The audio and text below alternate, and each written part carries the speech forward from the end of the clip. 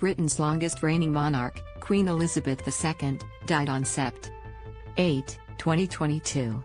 Her two eldest children, King Charles III and Princess Anne, rushed to her bedside and were with her at the time of her death. But who else did the Queen spend the final days of her life with? The people Queen Elizabeth spent her final days with. Queen Elizabeth died at Balmoral Castle in Scotland and was there with some of her most trusted aides in the days leading up to her death.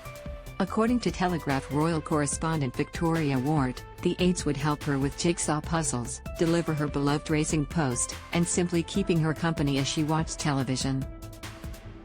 Ward added that they had become indispensable, keeping her spirits up and her mind sharp. Two staffers with her just before she died were her Sergeant-at-Arms, Barry Mitford, and Paul Wybrew, known as Tall Paul. Who is Paul Wybrew? Wybrew got his nickname because he's 6 feet, 4 inches tall and towered over his 5 foot 3 inch boss. He worked for the royal family matriarch for more than 40 years and was one of her favorite courtier. In fact, former butler Grant Harold previously told Insider that Wybrew and Angela Kelly, the Queen's dresser, were the most powerful people on staff. You'd assume the private secretary is her right-hand man, but no, that's a professional relationship. The private staff get to know her really well on a more personal level, spending time in her living quarters, Harold revealed. Wybrew is the man who assisted the Queen after intruder Michael Fagan broke into her Buckingham Palace bedroom in 1982. You may recognize him as the aide walking with the monarch and actor Daniel Craig during the James Bond 007 skit for the 2012 Olympic Games. After her death, Wybrew was also one of the 10 household staffers who took part in a solemn procession to Westminster Hall where the Queen's coffin was taken to lie in state. He was involved in her funeral service on September 19, 2022. Wybrew was among those who walked in front of the royal state hearse that carried the casket when it arrived at Windsor Castle.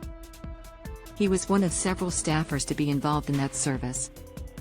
Former press secretary and an ABC News royal contributor Ailsa Anderson spoke about Queen Elizabeth's relationship with her longtime staff members.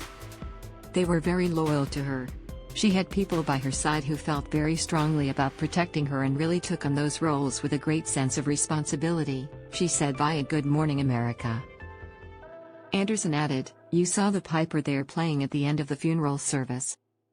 He would also play again in St. George's Chapel, and successive people have held that role and spoken about how they got to really know the Queen and how she learned about their personal lives and was often very sympathetic to any situation that they might have. That's what we hear, that she was very interested in the lives of the people who worked for her and she became a friend to many of them as well." There's one employee Queen Elizabeth II promised could continue to live at Windsor after her death.